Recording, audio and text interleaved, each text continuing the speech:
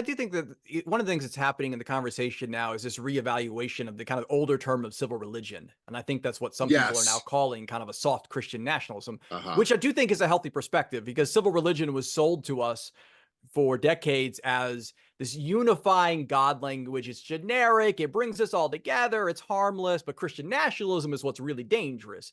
And one of the things we argue is that civil religion was never as innocent as it seemed. Like under God and the Pledge of Allegiance is one of the examples actually that Robert Bellah puts in his original essay on civil religion.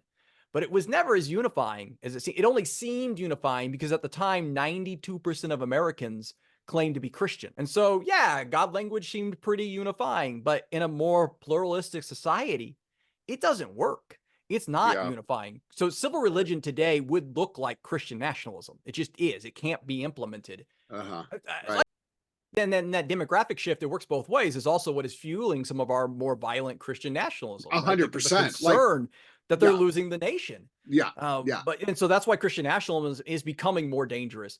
But yeah, that idea of soft Christian nationalism, I mean, there is a difference between the flag being in the sanctuary and then, storming the Capitol and using the Christian flag as a weapon against, police officers. I mean, there is a difference there. At the same time, the one leads to the other eventually. I mean, we've discipled generations of people to merge and to fuse Christian and American identities.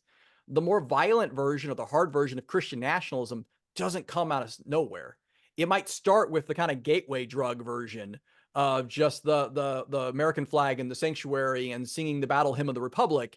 And sure, it seems all happy and innocent, but then it leads in some cases to a much more violent version. And so I think we need to work hard to detox any level of Christian nationalism, Mm. and because it is inherently a threat to democracy. And then for those of us who are Christians, it's a threat to our faith.